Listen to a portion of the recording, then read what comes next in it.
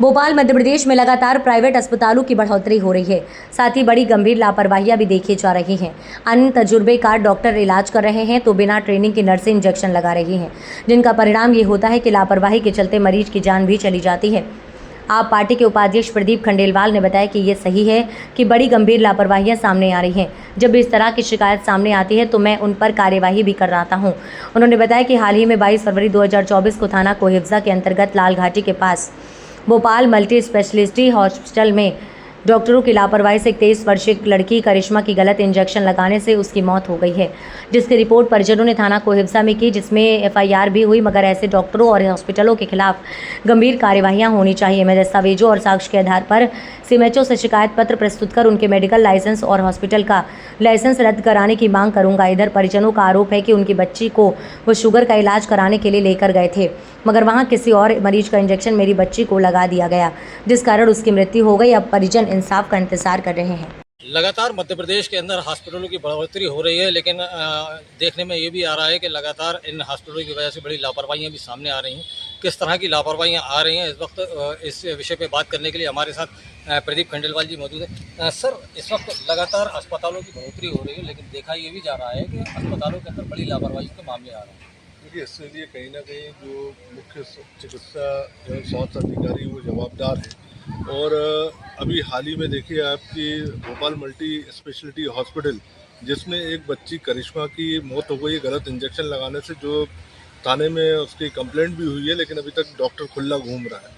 तो कहीं ना कहीं ये है कि जिस तरीके से भोपाल शहर में अस्पताल खुल रहे हैं, उनके पास पर्याप्त सुविधाएं नहीं है, पर्याप्त फैसिलिटी नहीं है। नर्सिंग स्टाफ जो है उनके पास अनपढ़ रहता है। आप देखिए, जो वार्ड बॉय हैं वही अपने हाथ से ले जाके दवाइयाँ दे देते हैं। तो भारी लापरवाही जो है, जब तक आप स्किल्ड स्टाफ नहीं रखोगे, जब तक भारी लापरवाही चलेगी। और आज की डेट में हालात ये मचे हुए हैं भोपाल में, जिस तरीके से अस्पतालों की बढ़ोतरी हुई है, उस पोजीशन पे ना तो डॉक्टर्स की उपलब्धता है, ना ही जो है स्किल्ड स्टाफ की उपलब्धता है।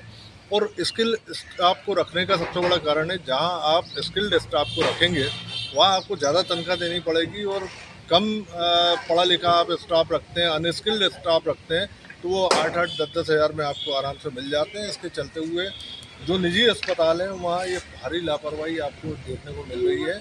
अभी जो मामला आया भोपाल मल्टी स्पेशलिटी अस्पताल का, इसको लेके हम शीघ्र जो है CMHO प्रभाकर तिवारी के पास जा रहे हैं, जिसमें डॉक्टर के लाइसेंस को निरस्त करने की मांग करेंगे, साथ में अस्पताल को बंद करने की भी मांग करेंगे।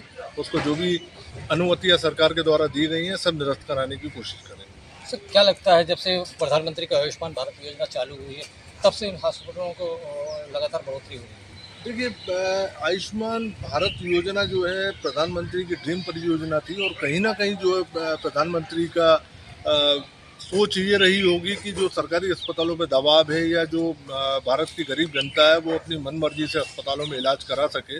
लेकिन इस आयुष्मान योजना का जो है, जितने सरकारी अस्पतालों के अलावा जो प्राइवेट अस्पताल हैं, इनने जम के लाभ उठाया।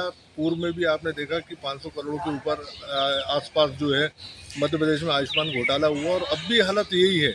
आयुष्मान के चलते हुए चूंकि क्या है, फोकट का पैसा मिलता है। और एक नॉर्मल आप जो है किसी आदमी को लेके किसी डॉक्टर के पास जाइए तो मुश्किल से जो है 15 दिन की फीस 1000 रुपये, और फिर 15 दिन की 800 रुपये, यानी 1800 रुपये में महीने भर आपका इलाज हो जाता है। लेकिन जब आप आयुष्मान से उसी उनके अस्पताल में भर्ती हो जाते हैं तो रोज़ की डॉक्टर की फीस भी लगना है, बेड चार्ज भी लगना है, नर्स का चार्ज भी लगना है। मेरे ख्याल से अगर पूरे ये चीज़ें निकाल दी जाएँ तो जो आयुष्मान से इलाज होना है, जो 10-10 लाख के 5-5 लाख के जो बिल बनाने की कोशिश करते हैं, वो शायद जो 25-50 हज़ार में सिमट जाएंगे। ये थे प्रदीप खंडेलवाल जी, जिन्होंने साफ तौर पे कहा है कि गैर तजुर्बेकार जो अनतजुर्बेकार डॉक्टर्स और स्टाफ है, उनकी वजह से पूरी लापरवाहियाँ मौजूद आती है। जैसा इन्होंने अभी बताया कि करिश्मा नामक की जो लड़की है उसकी मृत्यु हो गई गलत इंजेक्शन लगाने की वजह से। इन करिश्मा के जो परिवारजन है, अभी हम उनसे भी बात करेंगे। और जिस तरह से उन्होंने बताया कि हॉस्पिटल के अंदर जो बढ़ोतरी हो रही है, कहीं ना कहीं ये शासन को सोचना चाहिए कि जो इनके हॉस्पिटल में लापरवाहियाँ हो रही हैं उनको रोका जाए। हिंदी न्यूज़ से मैं शफीक खान, कैमरामैन शोएब के साथ। बच्ची ख़त्म हो गई थी, क्या पूरा मामला था? हॉस्पिटल क्यों लेके गए थे उसे? उसको इंजेक्शन लगा दिया था। माँ जी शुगर चेक कराने गया था, इनको माँ जी डॉक्टर ने बोला कि नहीं लिया, हमको कहीं मत ले जा, मैं लेगा तो इनने काट लगाया। तो फ्री कार्ड वाला चक्कर में 8 दिन तक तो रखी थी। 8 दिन के बाद प्लेट वाला आया, इंजेक्शन लगा दिए, 10,000 का महंगा इंजेक्शन था, बच्चे को लगा दिए 35। खत्म हो गई। प्लेट वाले ने चिल्ला चोट भी करी और पैसा भी लेगा उनसे 10,000 रुपये का इंजेक्शन का डॉक्टर से।